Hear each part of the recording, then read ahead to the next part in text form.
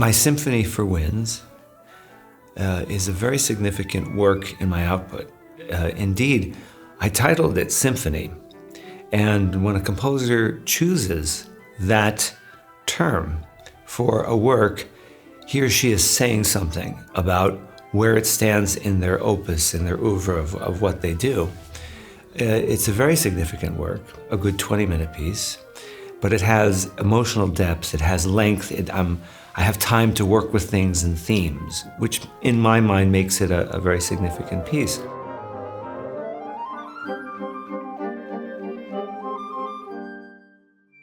The first movement is an energetic display of virtuosity and talent.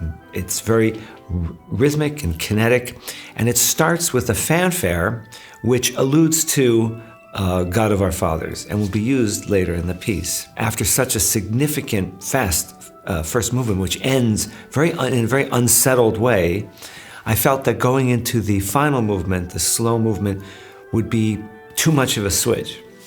So I composed a brief 3-minute scherzo, which means, it literally means a joke, scherzo in Italian. Scherzos are usually lighter movements that move quick, and this is lighter in character. It's in 3/4, 1, 2, 3, 1, 2, 3, with the winds trading off these passages very, very rapidly and alternatingly. That's why the movement title is called Speedy Winds. Essentially, the brass doesn't play much at all, but the winds run around and present this brief interlude before the weighty meat of the symphony is stated. The American national hymn, which is God of our fathers, originally an Episcopal hymn, God of our fathers, whose almighty hand leads forth in beauty all the starry band. And I repurposed those words, so to speak, to refer to the Marine Band. That music is used extensively in the third movement.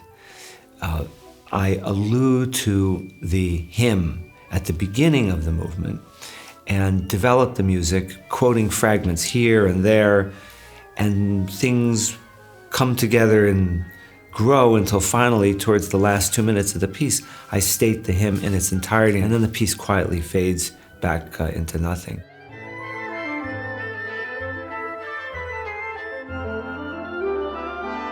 Prior to writing this work for the United States Marine Band, I had to spend a long time. I spent a year thinking just strategically about the approach.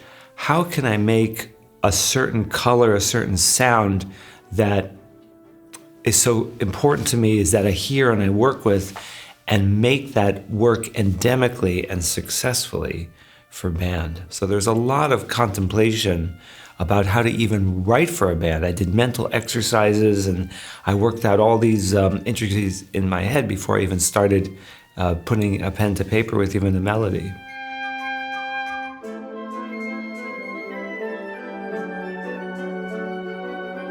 Working with the band they're just so fantastic. You could put music in front of the band and they will be able to plumb the depths of the intent and the phrasing and get things remarkable. So when I come to recording session rehearsals, it's actually very relaxing because my work is done months and months in advance when I'm worrying about all the notes and this and that. But I get to an ensemble such as this and a conductor like this, and it's really a piece of cake for the composer. Another remarkable aspect of working with the United States Marine Band is working with Colonel Fedig, who's truly an amazing advocate for new music and the band world in general. So I'm glad that I had the opportunity to express the gratitude that so many of us have for his leadership. And as such, this piece is dedicated to him.